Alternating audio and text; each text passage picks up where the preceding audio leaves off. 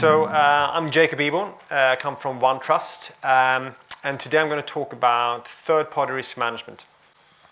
So a bit of background to, first of all, why OneTrust is talking about third-party risk management, and it's predominantly specifically to a group of mostly information security people. If you look outside, you see it says privacy management software on our banner, and that's really where we started a couple of years ago. But with privacy, we started helped organizations answer the question of what data they use and why. And quite quickly with GDPR, we also needed to answer the question of where is that data? Okay, so if you knew that, that was a kind of good start. But increasingly, and especially after GDPR, people started realizing the biggest risk for how they process data is not specifically, hopefully not within the organization, it's actually who has access to that data and who manages on our behalf. So GDPR came in with this huge set of requirements of I'm accountable for how my processes or my vendors, my third parties, process data on my behalf. So we realized this was something we need to help organizations answer as well. And that's kind of where we doubled down on what we call third-party risk management, vendor risk management, whatever we call it. That's our background to it, and we developed this over the past couple of years. I should say, and it's become a thing of its own, and that's why we're talking to you today. And our client in this sector varies from DPOs, but actually most specifically around information security management, sourcing, procurement we see in there as well. So that's kind of what I'm going to talk about today. So don't be confused about the messaging that we have across out there. It actually is related. So what I first wanted to talk to you about is a bit about the drivers and challenges that we see in this space, and then I'm going to talk to you a bit about what we see as countermeasures to that. What are organizations doing to overcome those challenges? So I mentioned a couple of them already. So adapting to new regulations. If you're just focused in Europe, UK, whatever you call it, then GDPR has been the biggest driver here as well. Other regulations specific to industry might come into play or have been in play already.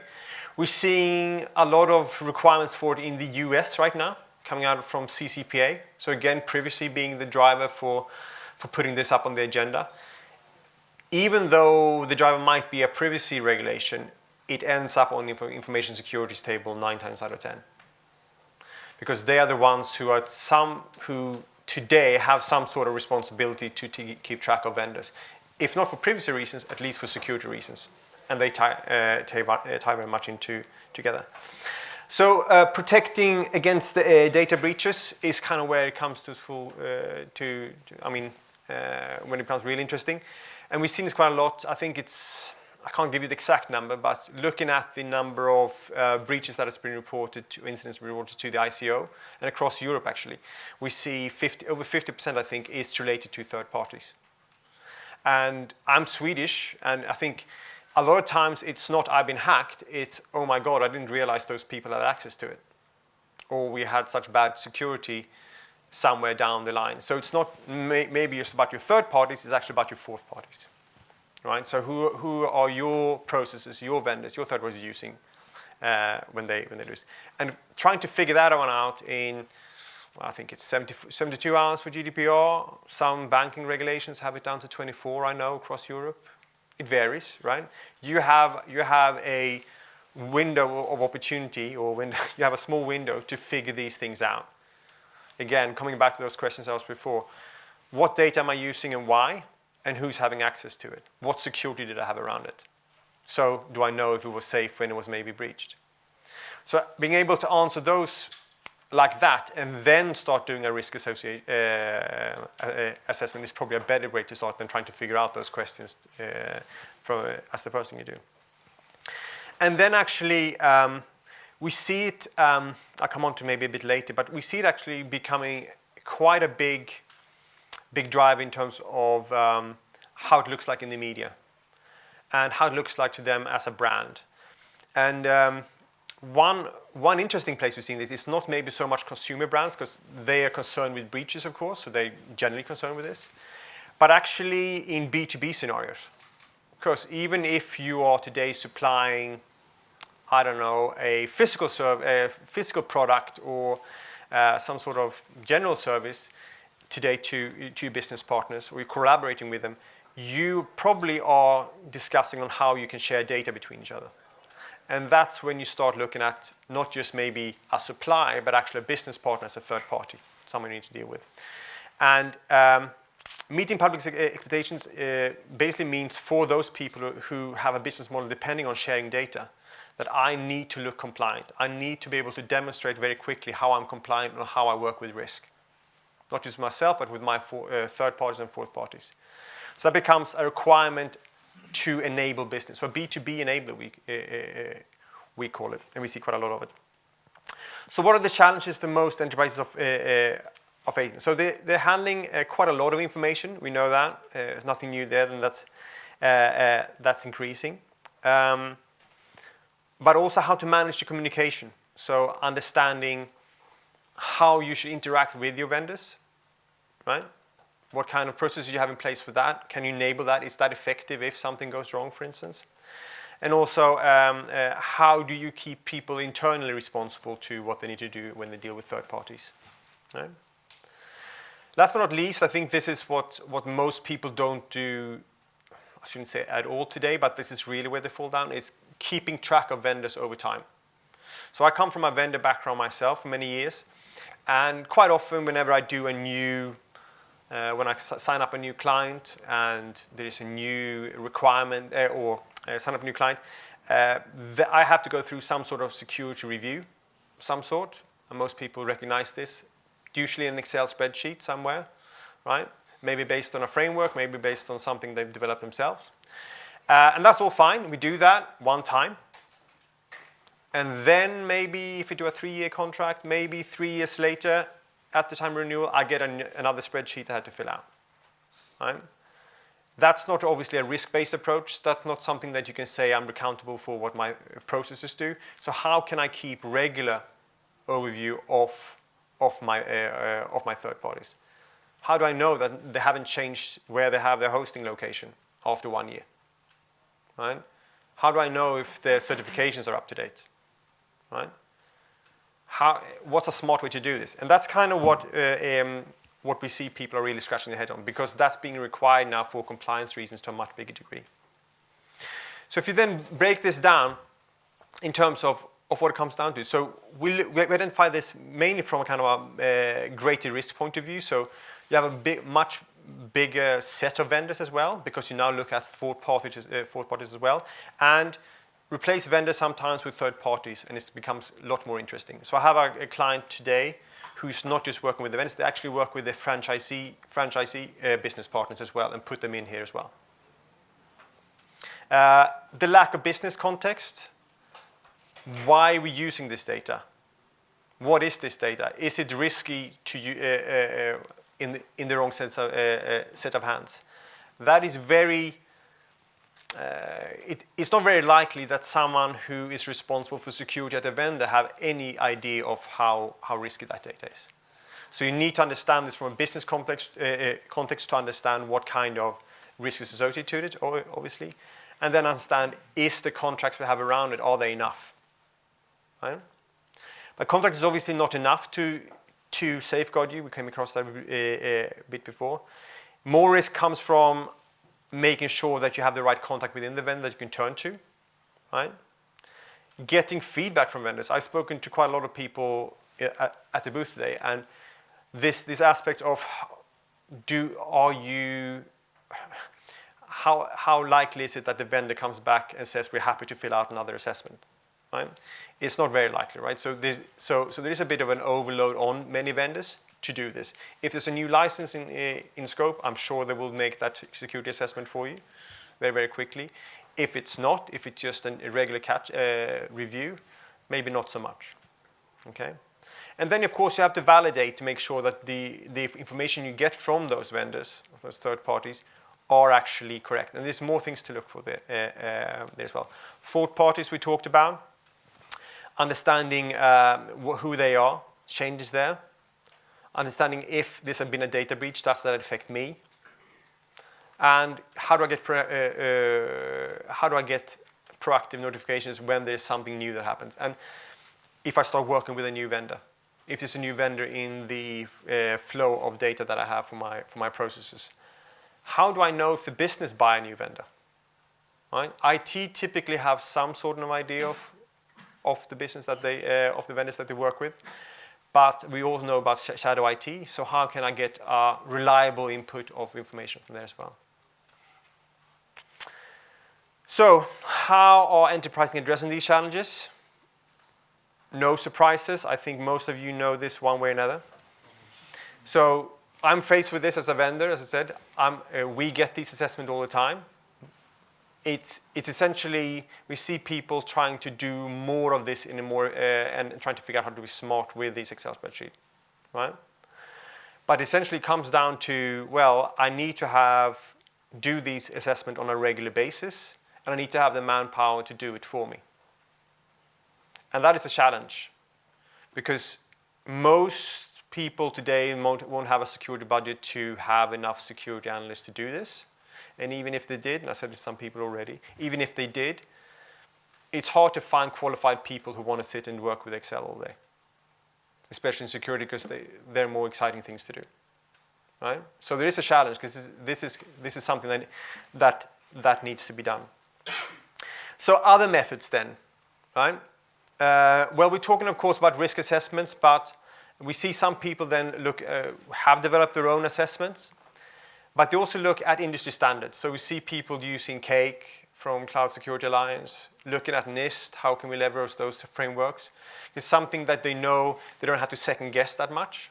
So we see a lot of movement there. And we see also some people making moves from managed service plays here as well.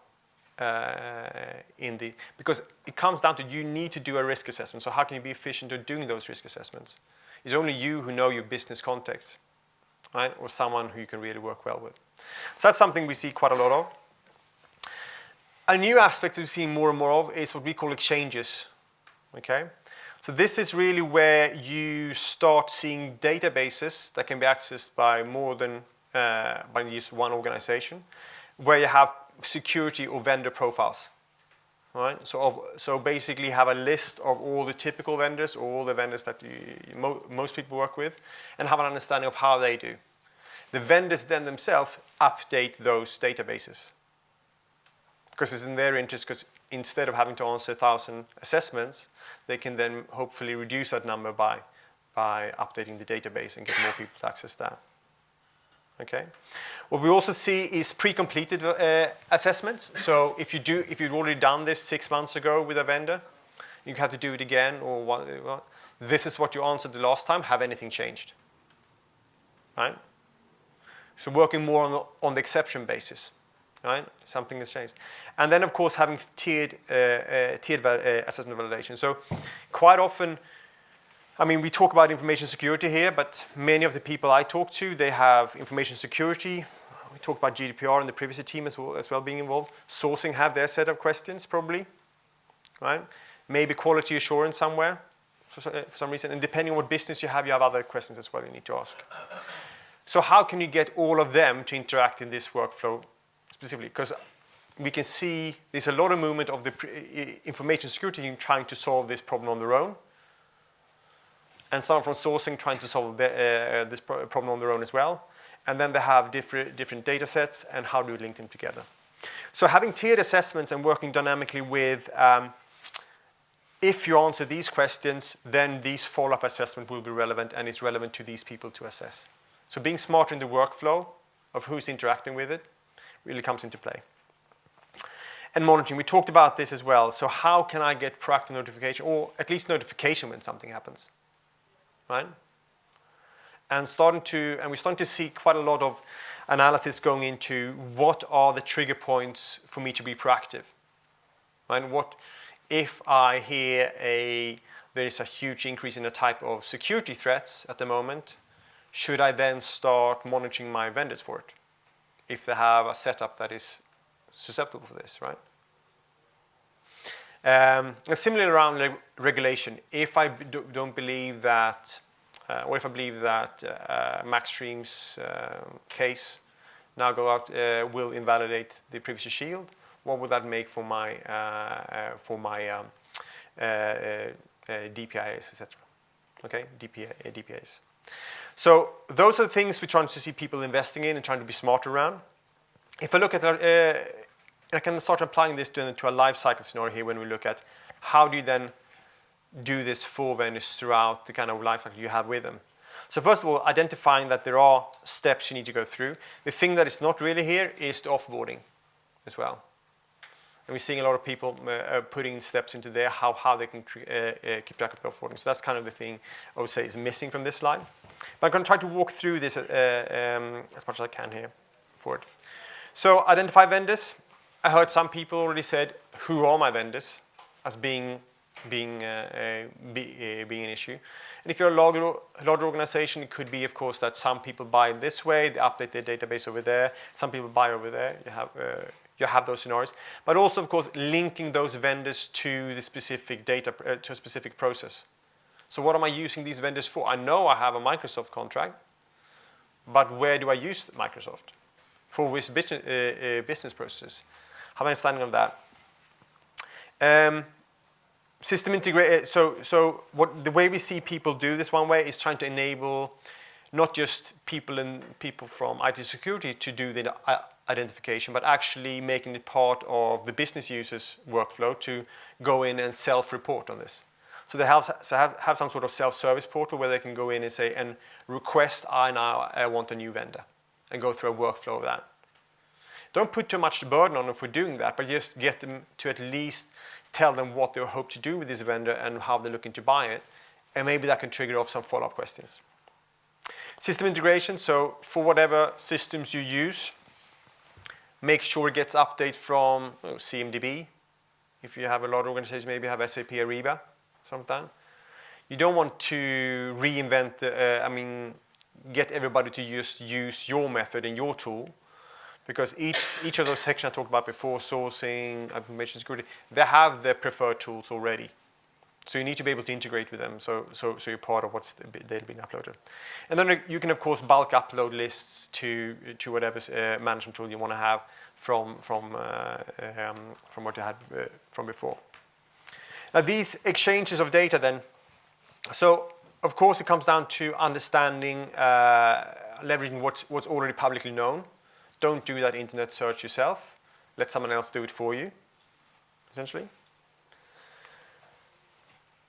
Having to check them for certifications as much as possible. And of course, understand if there's been some assessments done already. So use this kind of these exchanges, these databases of the vendor's risk profile as a vetting tool.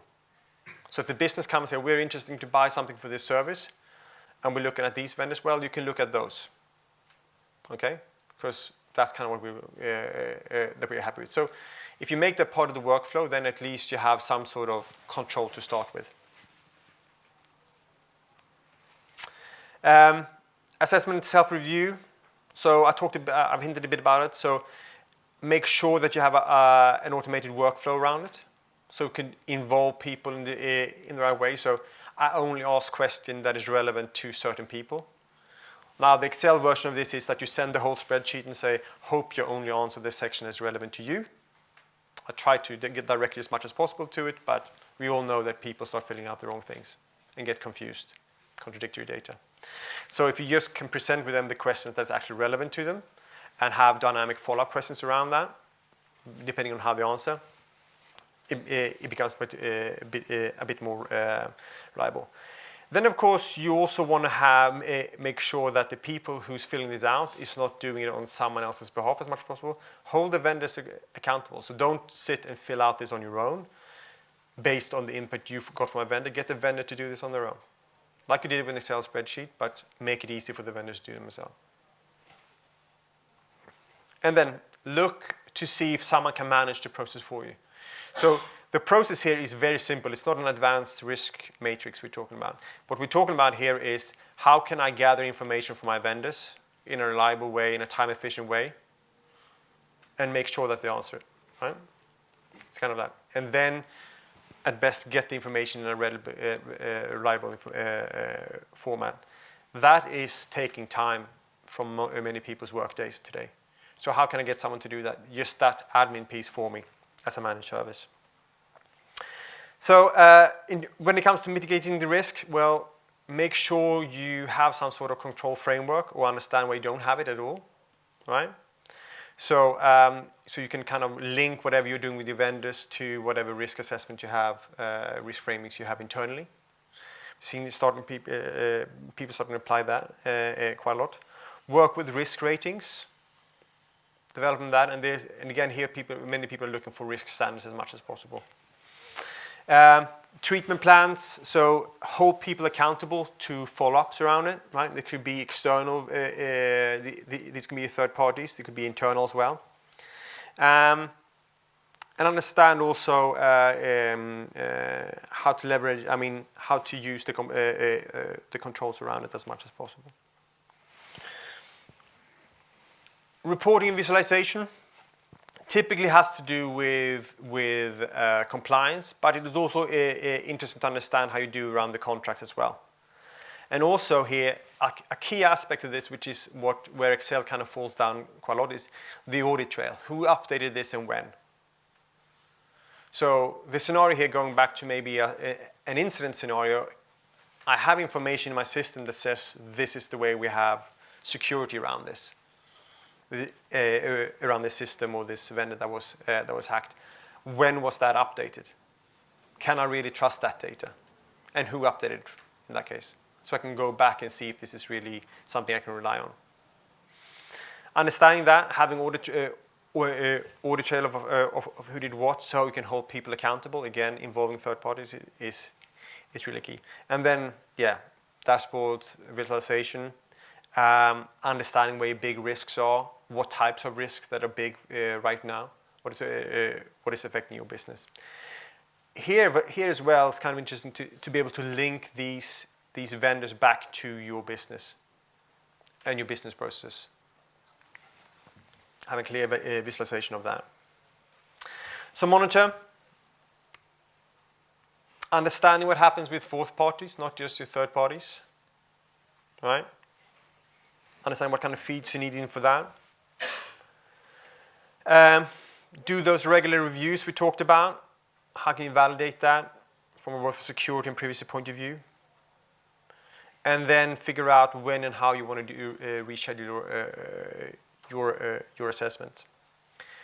The offboarding of this is, of course, which I didn't come on to, which is not listed here, but the offboarding here is essentially, have I gone through the right steps when, and how can I get proof points of that those checks have been done and have it in the same place.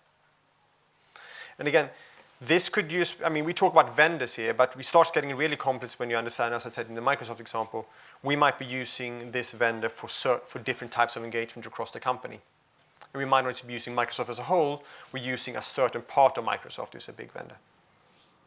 All right? So understanding that complexity is, of course, also key. Because one thing that many vendors do is this sense that we have maybe SOC 2, but it's not maybe for everything. So that's kind of this from a third-party risk management lifecycle. So I'm not going to talk that much more about this as an overview. I'm going to mention a bit about what we do in this, and then I'm going to go answer any questions if there's anything left. So as I said, we came from a privacy management software, so that's why we kind of helped answer what data we use and why. But then we quickly went on to then vendor risk management because there was a need for it.